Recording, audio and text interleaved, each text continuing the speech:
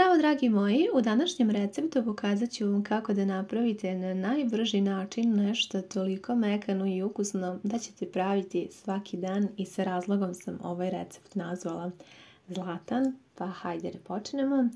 Za početak je potrebno da spremite 3 jaja koje ćete da izlupate u ovako jednu dublju posudu, pa posolite po svom ukusu, a zatim uzmite mikser i umutite ovu smesu da bude jako penasta, umutite je par minuta kako bi postala jako penasta, vidjet ćete koliko ćete dobiti dosta smese od samo 3 jaja. Kada ste ovako dobro umutili, onda spremite čaše od 200 ml. Ovdje sam sipala jogurt, tu ima 150 ml jogurta, odnosno ona jedna mala čaša od 180 grama, kako vam je lakše.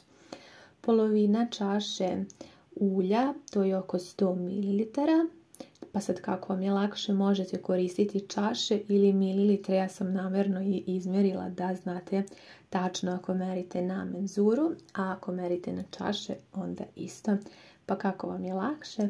Sjedinite i promešajte sve ove sastojke, pa zatim dodajte pune 2 šolje brašna, to je 350 grama, koristim brašno tip 500. I dodajte polovinu kesice praška za pecivo, pa uzmite i ovu smesu lijepo sjedinite. Sada ćete vidjeti gustinu. Ona je potrebna da bude ovako malo gušća. Vidjet ćete na kraju videa iz kog razloga u nastavku. Tako da ova smesa bi trebalo da izgleda ovako, to jest da bude ove gustine. Spremite tepsiju dimenzije 20 x 30 cm.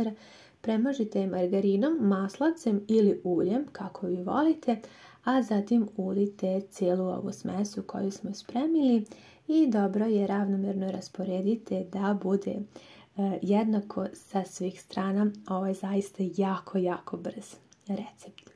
Sada spremite 200 grama sitnog kravljeg sira, to je 2 ovako pune velike superne kašike sira. Unutra dodajte 1 jaje, mešavinu suvog začina sam dodala, malo posolila i malo bibera, vi možete neke začine po vašem ukusu, pa sad uzmite ovu gnječilicu i izgnječite dobro, to je ona gnječilica za krompir, možete koristiti i štapni mikser, blender, kako vam je lakše, samo je potrebno da sad dobro sjedinite ovaj sitan sir sa jajima, da se sve jako lijepo pomeša i da bude ovako jako mekana i fina smesa. Sada ću vam pokazati kako ona izgleda.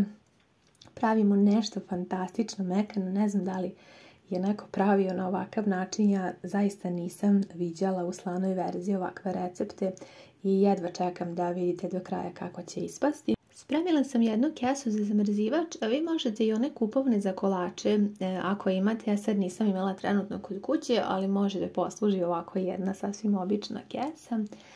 Ovu smesu prebacite unutra i sada je ovako dobro utisnite da izađe vazduh i ovako dobro preokrenite nekoliko puta, zasecite pri vrhu i sada možete po ukusu da prošarate odgore, da pospete ovaj sir kako volite. Ja sam sad ovako nekako neobavezno pravila, vi možete onako i u kocke, pa kad budete sekli ovu pitu kako god želite, uglavnom jako će ispasti mekana i fina kada spremate na ovaj način. Sada sam ovdje pripremila 150 grama dimljene pečenice, možete koristiti neke druge vrste salame koje imate kod vaše kuće, šta god da imate bit će dobro, čak bi bilo jako lijepo da imate recimo i slanine, kulena, apsolutno svejedno, šta god da bude da upotrebite bit će jako fino. I sada ću da stavim u ove preostale rupice, u svaku ću da poređam salamu.